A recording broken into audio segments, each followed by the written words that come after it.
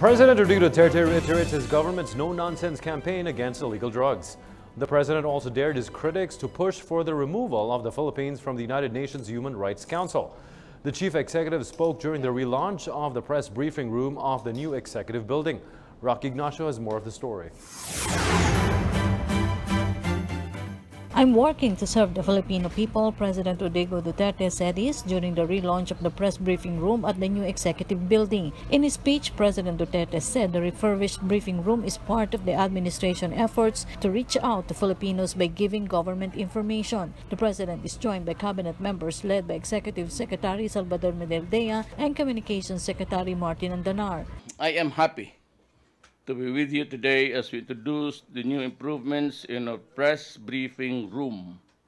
This represents this administration's firm desire to reach out and effectively communicate with our people. It is my sincere hope that the state-of-the-art equipment and the newly elected refurbished holding areas will serve as a reminder of our dedication to upgrade our state media and to keep it at par with international standards. The new briefing room also exemplifies our government's commitment to uphold the freedom that these halls represent. After all, it is through these halls that the press and the government engage to be able to present to our people the real state of the nation. The president reiterated the intensification of the campaign against illegal drugs. The chief executive has issued a memorandum order topping the Philippine Drug Enforcement Agency or PDEA as the lead agency in all drug-related operations. He said this is to address concern by critics of the anti-drug war. According to the president, critics or the so-called bleeding hearts are to blame for the proliferation of more illegal drugs in the country. Tingnan natin. PDEA lang, wala nang iba. And I will again reiterate, umalis kayong lahat, ibigay ninyo sa PDEA. And let us see what happens. But me, I am not interested anymore in using any other.